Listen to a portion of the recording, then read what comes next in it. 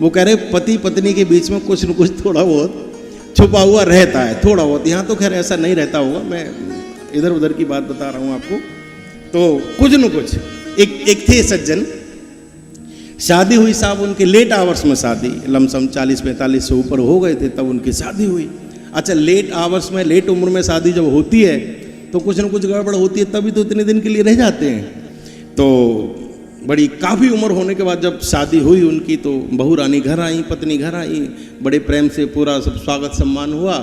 लेकिन एक समस्या खड़ी हो गई, पति देव पत्नी से थोड़े थोड़े से खिंचे से बचे से रह रहे थे। तो कई दिन हो गए, पत्नी भी परेशान के पता नहीं क्यों दूर दूर रहते हैं, क्या हुआ। एक दिन पति ने ही हिम्मत की, तो पति ने धीरे से पत्नी से कहा कि सुनो, बोले हाँ, बोले शाम को कॉफ़ी पीने चलेंगे कॉफ़ी शॉप पर, और शाम को तुम तैयार हो जाना। तो बोली कैसी बातें करते हो, वहाँ जाके क्या पियोगे, मैं बहुत अच्छी कॉफ़ी बनाना जानती हूँ, मैं घर में ही बना दूंगी। बोले नहीं बाहर चलेंगे।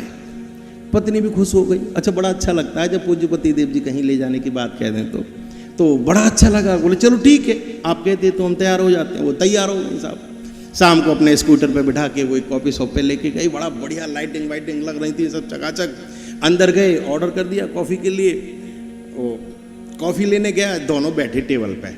इतने में क्या हुआ कि पति ने बड़े प्यार से अपनी पत्नी का ऐसे हाथ पकड़ा और हाथ पकड़ के अपने हृदय से लगा लिया, और बहुत प्रेम से एकदम आंखों में आंसू भर के बोला, आप मुझे छोड़ तो नहीं दोगी।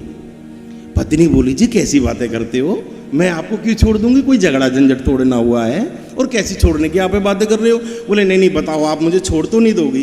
तो पत्नी बोली, मुझसे कोई गलती हुई है, मैं आपके घर में कोई सेवा वगैरह ठीक से नहीं कर पा रही हूँ क्या, जिस कारण से आप ऐसी बात। बोले नहीं सब तो बहुत अच्छा चल रहा है, बस इतना वचन, आप मुझे छोड़ोगी तो नहीं ना। तो पत्नी एकदम दूसरा हाथ पत्नी ने रख दिया। बोले नहीं मैं आपको किसी भी परिस्थिति में नहीं छोड़ूंगी। तो पति बोला कि वो क्या है कि शादी के समय पे हमने आपसे कुछ छुपा लिया था। तो अब इतने में पति की थोड़ी पत्नी की भौं हल्की सी टेढ़ी हुई कि छुपा लिया था। तो एकदम बोल पड़ी कि क्या छुपाया तुमने। बोले शादी के समय पे हमने आपसे कुछ छुपा लिया। बोले क्या छुपाया बताओ। और जब कहा कि क्या छुपाया, तो पति ने ऐसे करके धीरे से अपने बाल पकड़े और ऐसे करके हल्का सा प्रेशर दिया, और बालों का जो नकली बालों का बिग था वो निकाल करके पत्नी को दे दिया। एकदम चिकनी चांद पूरी, एकदम एक भी बाल नहीं, कोई तिनका नहीं, कुछ नहीं, एकदम चमाचम, खूब बड़ी लाइटों में और चमक रही। बोला मैं क्या बताऊं, जब शादी करने गए थे तो हम ये नकली बाल लगा करके आपसे शादी के लिए चले गए थे।